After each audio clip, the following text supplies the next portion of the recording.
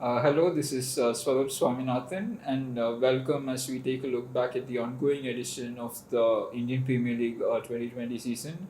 With me today, I've got Krishna, the cricket correspondent of the paper. Welcome to the show, Venkat. Thanks, sir.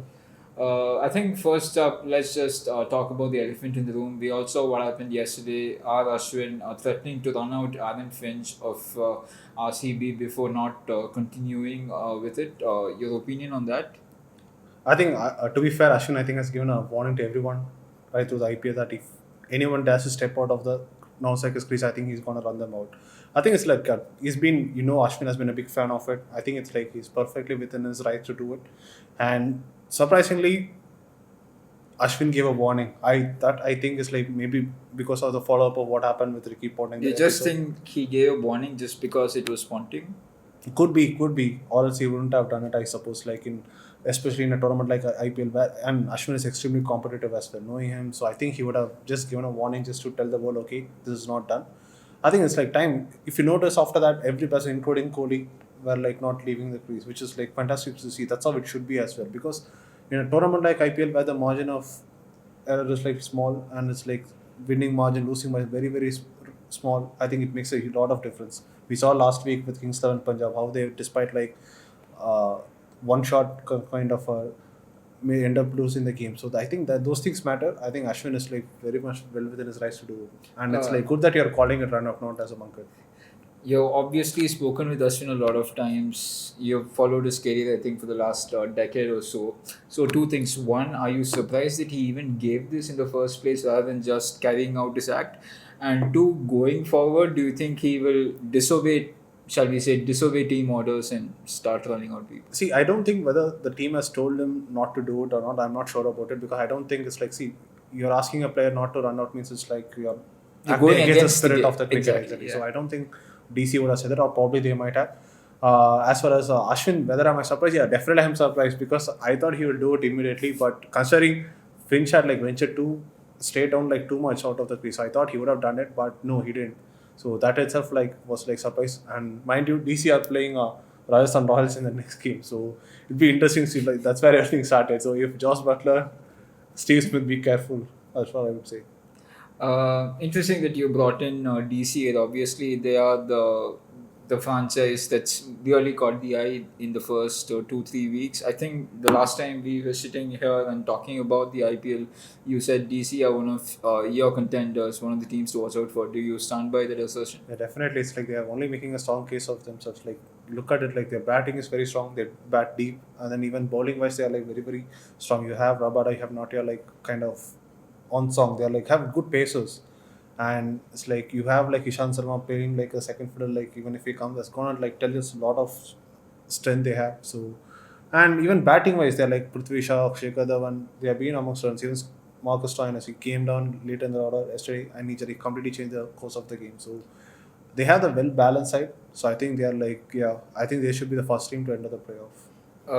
It's historically DC and of course the previous avatar Delhi Daredevils, they have been whipping boys. So what exactly do you think has changed over the last 2 3 years? Do you think the change in management I think the change in the contributed? management definitely played a big role in it. I think they are like a lot more consistent with their team selection. They're like, yes, earlier also they were like consistent, but they were like backing the wrong players. You thought, see, any franchise, if you let go of like guys like David Warner, AB de Villiers, come on, like who does that? As like, so probably I'm being a little harsh in saying that whether anyone in the right mind would have done it, but that's what DC did. Not DC, Delhi Daredevils did. So I think DC they have like stuck to the guys who are like there right now, and I think they are like kind of backing them, and which has worked as well. And we have a guy like Ricky Ponting with them, and it's like that's what you build a culture. It's all about building a culture, winning culture, and who better than Ricky Ponting to do it? Another franchise that's obviously caught the eye in the last week for the right as well as the wrong reasons is CSK. They went on a small losing run and then the last match they won with 10 wickets to spare. What do you think that was the norm going forward or the exception that satisfies the rule? I don't know where CSK stand, to be honest, because I don't know whether the Much has been made about Dhoni being loyal, Dhoni backing the players. That's given him success in the past. see backing of players is like one thing, and then keeping players who don't perform is a different thing. See, Kedar Jadhav, he hasn't brought anything much to the board at all in the last 2 seasons. I mean, Jadhav, I think, has contributed as much as you and me, to be honest. Yeah, in this like that's IPL. probably harsh, but yeah. See, thing is, that's where CSK should like be a little more dynamic and like little open to other things. But again, they don't have other options as well. The only thing is like they can probably like go for Ruturaj Gaikwad to open the innings and make Faf play down the order. But again, that will like make a lot of changes. So I don't know whether that is the reason they're not going for it, to throw a youngster in the deep and see how he performs.